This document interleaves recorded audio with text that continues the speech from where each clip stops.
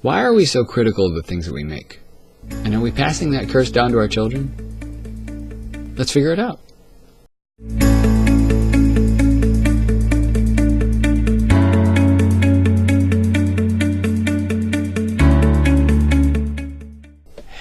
Hello, I'm Jekyll Jaws. Welcome back. So I was dealing a lot with the self-critical spirit lately, so I've almost wondered if I wanted to keep making videos because of how bad the color saturation and lighting was. I think I've done a better job this time. Thankfully you can't actually see the setup though, because it involves multiple lamps, sweatshirts, pieces of paper covering things. Thankfully, my wife and I have an awesome lighting set coming, so hopefully that'll make things a lot better. So today's poem is one titled Memento Mori, which, if you don't know what that means, you will, because it's the last line of the poem. So this poem, I was supposed to find a picture and then be inspired by it. So the picture, so you got a snuffed out candle, a stack of books that look old, and a skull with something in its mouth. I'll go right into it, and then we'll talk from there. Thoughts reverberate off the inside of your skull, like dancing imps threatening to escape and share your deepest mistakes. Run fast for a pen, fast and faster, to put ink to page. That's the only way to stop them. Then hide those prose behind and under, all your excuses and all your disdain, each volume piling up in your throat page after page.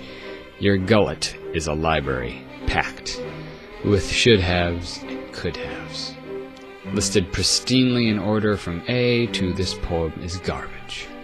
You gag yourself on self-critical trash until one day you see it's too late. With one last breath you try to warn the others, but you've blocked your mouth and you are snuffed out. With your warning waiting patiently by the door, waiting for someone to come and separate your teeth, and as they do, there will be a puff of dust and a whispered caution declaring, remember, you will die. So Memento Mori is Latin, and it's actually an art movement in history where there was a lot of paintings, sculptures, and things of that nature that involved skeletons and death and things of that nature. And it's also a pretty good album by Flyleaf. Just saying. Other than being inspired by the visual parts of the picture, I took this and made it about the time in my life where I felt inspired to do things like write poetry or do things like that. But I never had the drive. No one ever pushed me to do anything like that. I didn't know how to do it on my own, really. And that's one reason why going to college was cool, because they essentially made me have to write that. Broke open a really cool floodgate that led to not being afraid anymore. But in the poem, the person that's in it writes it all down but never shares it, whether it's because they never thought it was perfect, because they thought it wasn't good enough. But either way, everything that they created was never shared, all because they were too critical of themselves. And then in the end, the metaphorical volumes that were never shared sit on a table in a room after the person's long gone. So today it was art day, where I came home, we played a little baseball, if you can call those little foam bats and squishy balls baseball. But my wife, my daughter, and the baby went for a walk, and my son and I stayed behind. We wanted to draw, and my son really loves drawing. He's really good for his age, if I don't say so myself. Earlier, when we were doing baseball, he was getting upset because I was trying to show him how to swing properly. And I was doing my best to do it the fair way, the nice way, not grabbing and not bossing him around. And he started crying just because he was getting upset that he thought he couldn't do it. And so, as calm as I possibly could, I told him when he gets upset, it makes me feel like I did something wrong. And told him that I get angry because I'm being made to feel like I'm being a bad dad when I'm not. That's usually my gut reaction to things like that.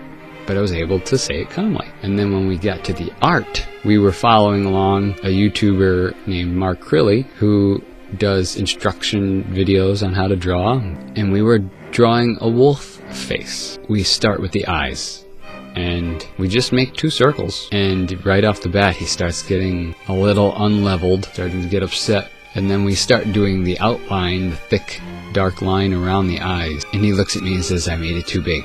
So I erase it and I tell him to look at the other guy's drawing, look at my drawing. So he has an issue with looking back and forth. He just goes from memory. Then he does it again, but better, but he starts getting upset because it's not perfect, or it's not exactly like mine, or it's not exactly like the guy on TV. And I explained to him that him getting upset again was making me feel like I was doing something wrong. And all the while I am stubbornly trying to get him to do it without me putting dots or starting lines or doing any of the work for him. But unfortunately, for all you prideful dads out there, sometimes you need to do it a little bit first for them. Sometimes you need a little bit of a training wheels situation where you start it. Because a lot of the times they have never really done those things before. His fine motor control's still kind of off. He still goes out of the lines. I mean, he's only 6. He hasn't had a lot of practice with certain things. But finally he gets to a point where it looks good. It's not the same, but it looks good. And I look away and I keep doing mine, and I look down.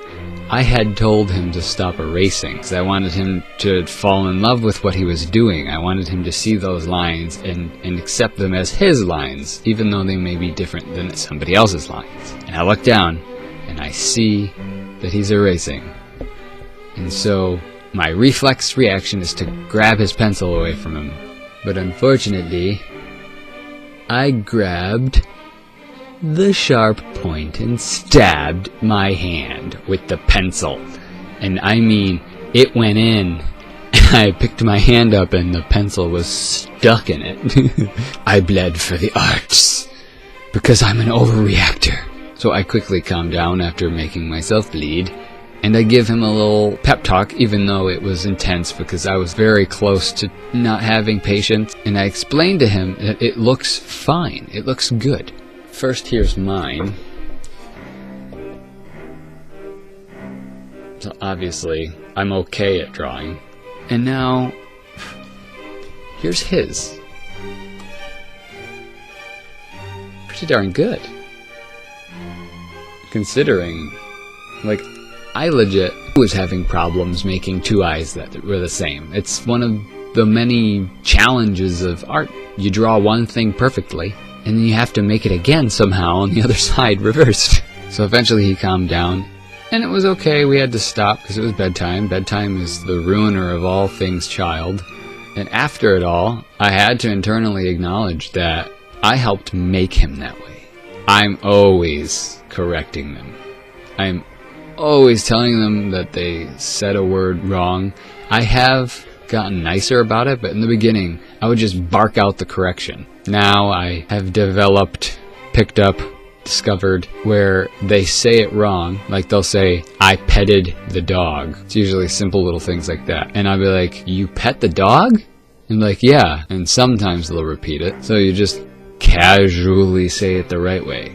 And then they just eventually pick it up. But there are other times, especially when they're doing something, where my wife and I will say, "Hey, you're doing that wrong, you should do it this way." And I don't remember what the number is, but you have to say like 10 positive reinforcing things for every 1 negative correcting thing you say. And that is not exactly inspiring, more daunting, because you realize you've got to be in the negatives by the thousands by the time you realize that. So that fear of mistake mixed with the perfectionism that he has picked up from seeing us constantly correcting and constantly makes him get upset. And side note, that's why my wife and I try very hard not to say negative things about ourselves out loud in front of them.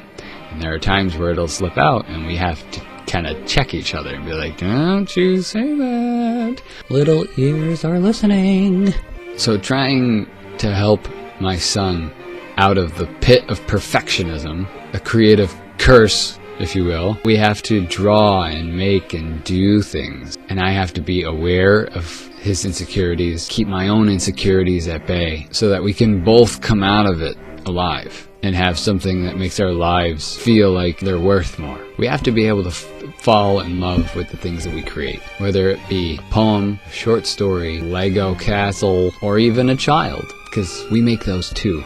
We help literally make them, but we also help make who they are going to be. Well, that's it for now. Thanks for coming by. Let me know if you liked it. Let me know anything, honestly. Don't forget to subscribe if you like.